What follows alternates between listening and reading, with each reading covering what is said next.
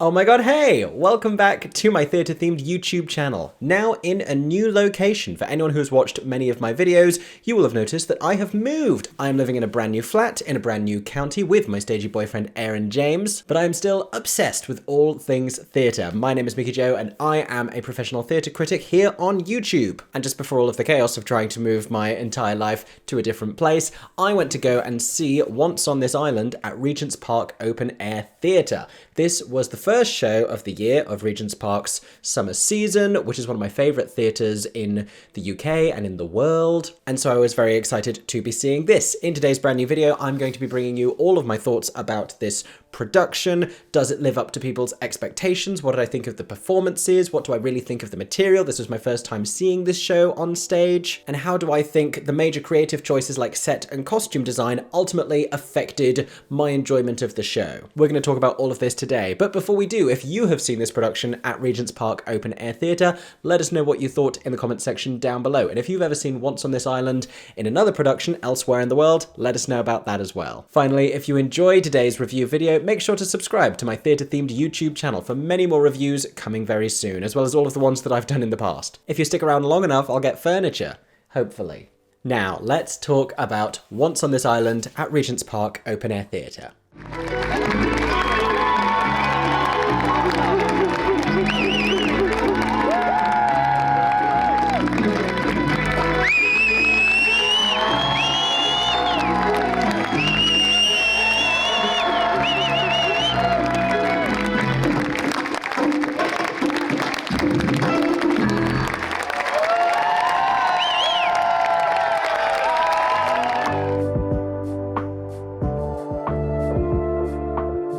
So if you don't know the show whatsoever, Once on This Island was a 1990 Broadway musical with a score by Stephen Flaherty and Lynn, who also wrote the book, and it was based on a Caribbean retelling of the original Hans Christian Andersen Little Mermaid story, and you can still see many of the similarities between the two narratives. It follows Ti Moune, a young girl who is saved from a storm by two adoptive parents on a Caribbean island. They live within this peasant community, overshadowed by the wealthier community who are living separately within the same island. We learn very early on in the story that the peasants are characterized by their faith and devotion to four gods who rule over the island. They control the sea and the earth, love and death. It's these gods who saved Ti Moune from the storm as a child, and when later in life she beseeches them to give her something fulfilling to do with her life, and something romantic even, when she spots a stranger passing by in a car, she believes that she understands that the purpose of her being saved by the gods was so that she could save a wealthy boy named Daniel who is in a car accident. The whole thing is a coming-of-age story. Ti Moune learns realities about the world, and all of this is set against the backdrop of this very specific ecosystem on this island, where we have the peasant community and we have, like I said, this wealthier community who exist as the descendants of the white settlers of the island who had affairs with the peasant community, with the black peasant community. As a result of this, these wealthier islanders who live within the confines of the city walls are mixed race but lighter skinned than the peasants. And so the show has a lot to say about class disparity, but also colorism as well. The score by Stephen Flaherty and Lynn Ahrens is very unlike a lot of the other stuff that they have written. This is the same composing pair behind the musical Ragtime, and Once on This Island leans a lot more into this cultural Caribbean sound. There's some really fantastic songs in this score. Waiting for Life is wonderful. There's some just beautiful and stirring and really rich material. It's a one-act musical and it's essentially sung through, but there is the occasional moment of dialogue. The show was last seen on Broadway in a major revival at the Circle in the Square Theatre, directed by Michael Arden, and hasn't been seen in the UK for a while, but I feel like when it was announced at Regent's Park, people were very excited, especially because the recent Broadway revival had reignited a lot of theatre fans' interest in the show, and people thought combining this show set on an island with an outdoor setting was a very exciting and creatively rich opportunity. And true enough, it is, but the other thing about Regent's Park as an outdoor venue is that they will very often revive musicals with a very high concept staging. Not too long ago, they did carousel in a slightly modernized version with very altered keys and very different musical arrangements, with the overture being played by a brass band. And they've staged similarly bold reimaginings of shows like Ragtime and like Into the Woods and very recently Legally Blonde. So I was definitely excited for Once on This Island. I was very excited to see the show for the first time and hear this amazing score performed live, but I was also reluctant to a certain extent because I knew this was not going to be a completely obvious staging of the show. So let's find out exactly what I did think of it.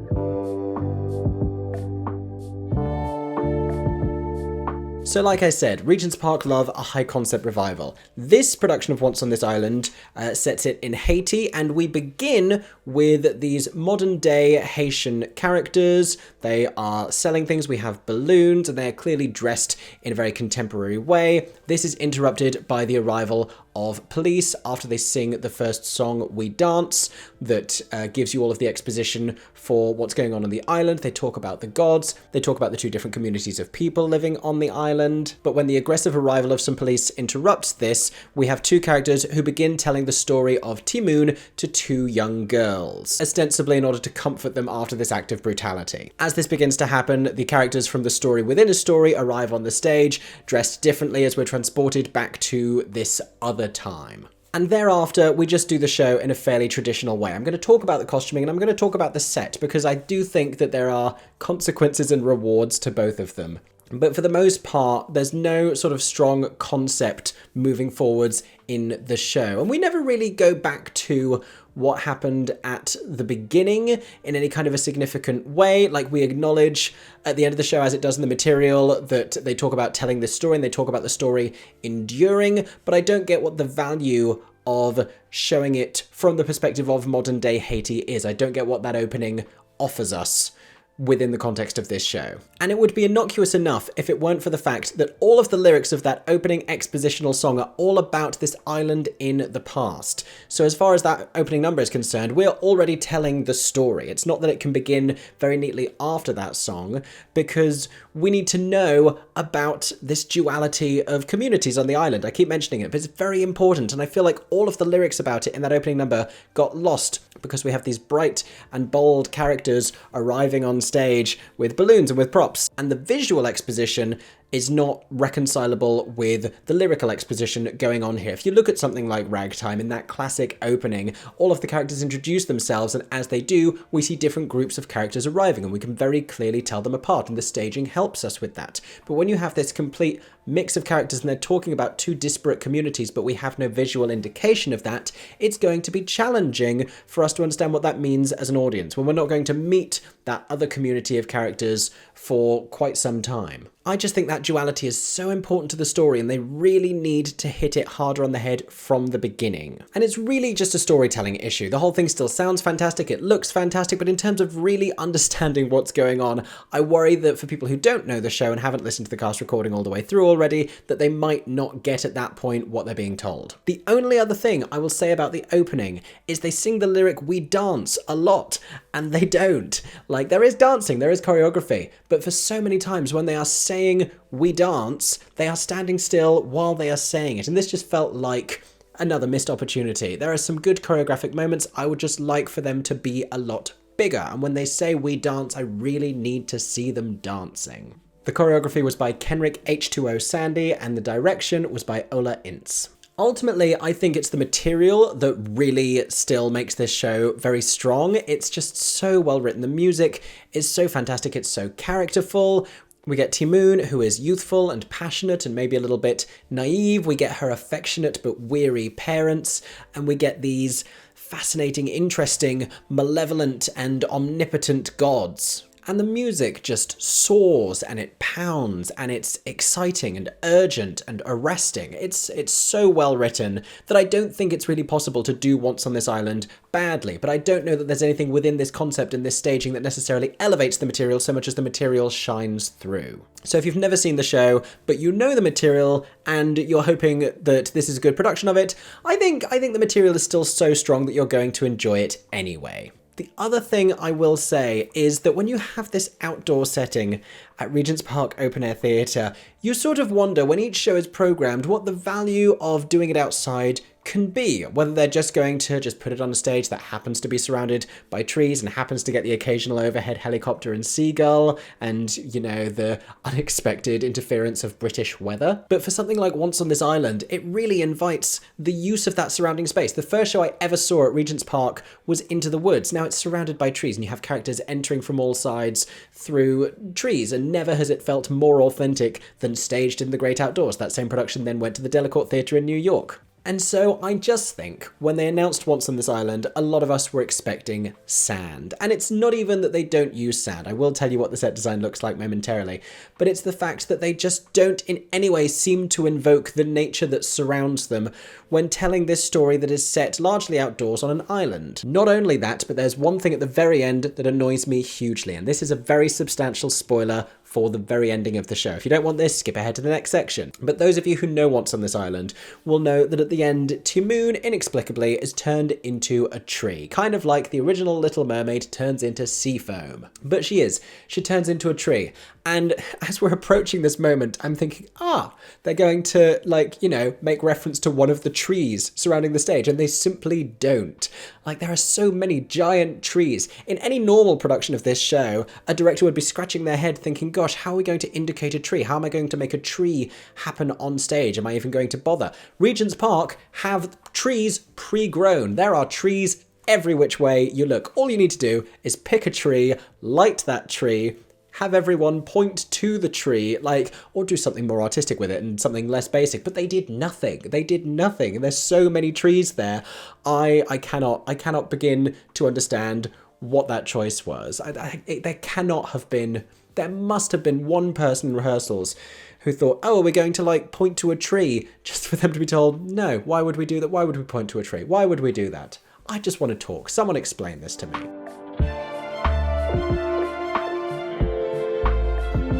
So I want to talk about the set and costume design. So often when we have these revivals at Regent's Park, we are left talking about the set design. Sometimes it's fantastic and it's useful and it's interesting and it's striking, and sometimes it leaves us scratching our heads just a little bit. The Legally Blonde set last summer was very talked about. The Carousel set was another odd one. And then you have something like the set for Evita or Jesus Christ Superstar, both of which were revived at Regent's Park, where it was quite brutalist and quite colourless and stark, but striking, and they managed to do some very exciting things with it. The set for this production is in a similar vein. It is brutalist, it is stark, it is black, with various different levels descending down into a little square in the middle, and these structures going around the outside that can be climbed like ladders, but it doesn't look particularly Caribbean, it doesn't look particularly lush, and we don't get island from it. It is abstract and artistic rather than being literal.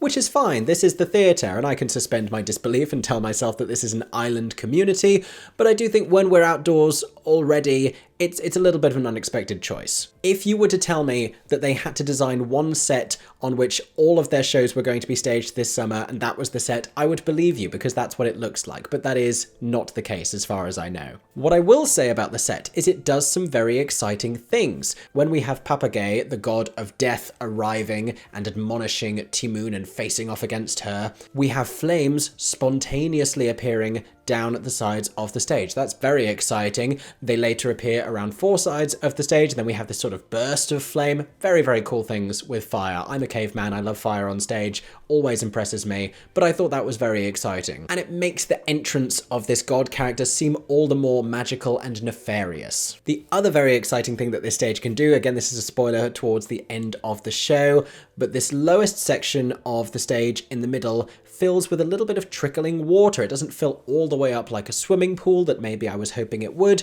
but we get a little bit of streaming of water coming down around Ti Moune, and that's a nice visual effect. I love a water feature, and it works for everybody. We get a little bit of visual variety on stage, Ti Moune gets a paddling pool. Everyone's thrilled. Now I'm going to talk about the costumes, and I am generally more positive about the costumes. I would like for there to have been a little bit more simplicity because we had a lot of new costumes, and again it was hard to glean the differences between the peasants and the wealthier characters. Now you can obviously tell that their costumes look more expensive, but I don't think we have this very obvious divide where, oh, that's what all of the peasants look like and that's what all of the wealthy citizens look like. A big part of that, again, comes from these very colourful and vibrant modern day costumes that we had at the beginning that they then change out of into sort of white linens and such. A few costumes that I really loved. I did like the very pale suit that they put Daniel in. I liked everything that Andrea was wearing as a character. My gosh, loved all of those.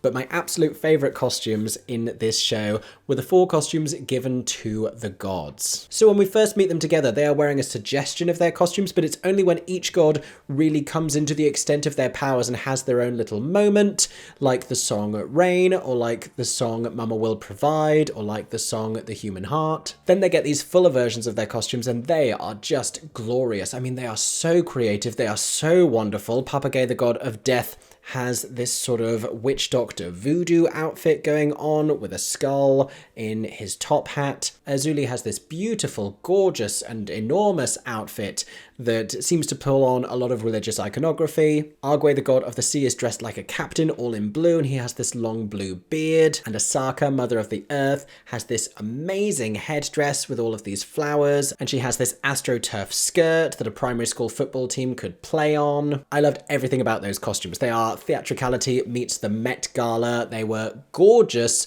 pieces of actual art. I thought they were stunning. I will add as well, I loved that so many of the different costume design elements drew on different influences from Black culture, even the contemporary stuff. I thought that was really great. So Georgia Lowe was the set designer and Melissa Simon Hartman was the costume designer.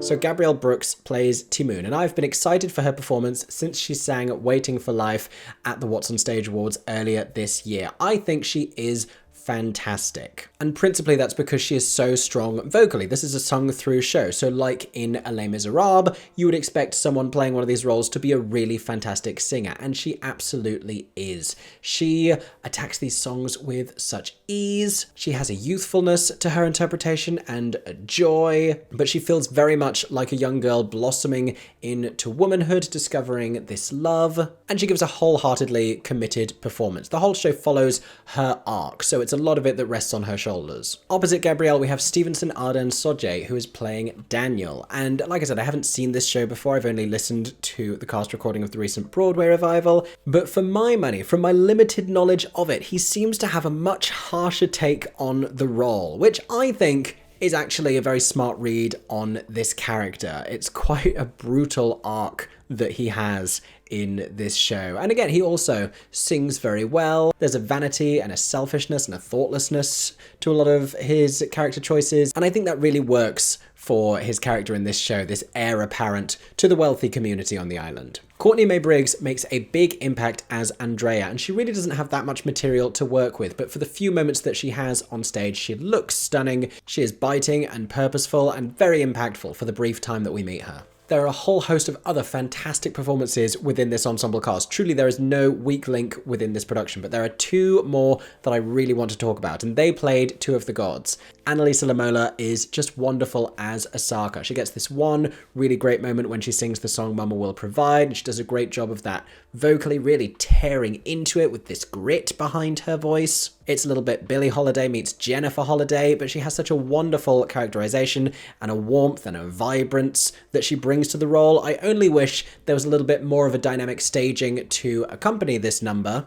because I think her vocal performance and her delivery of it is worthy of more of a standout moment in the show. And finally, Lejeune Shepherd, who plays Papagay, the god of death. He has such a wonderful, sinister presence every time he is on stage. He is masterfully commanding and genuinely intimidating. I really enjoy all of the moments that he shares with Gabrielle Brooks's Ti Moune. He has shades of Disney villain to him as well, with sort of this theatrical villainy that he commands. It's a very, very well characterized performance. And there are vocal highlights aplenty in so many of the numbers. These are some fantastic voices. There are some really skilled dancers in here as well. It's a very talented ensemble cast. But those have been my thoughts about Once on This Island at Regent's Park Open Air Theatre. Like I said, if you have already been to see this production, let us know what you thought in the comments section down below. If you're wondering if this is still worth seeing, if you haven't been to Regent's Park before, I would urge you to go. It's such a unique theatre-going experience, and we're actually having some really nice weather at the moment in the UK. Who knew? That won't last forever, so buy your tickets now. It's a wonderful venue, you can have a picnic, and I do think that the vibes of this show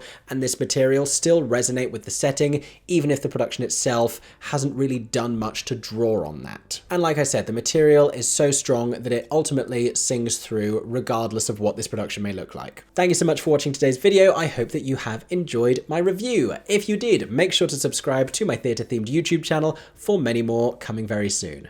I hope that everyone is staying safe and that you have a stagey day. For 10 more seconds, I'm Mickey Joe Theatre. Oh my god, hey, thanks for watching, have a stagey day. Subscribe!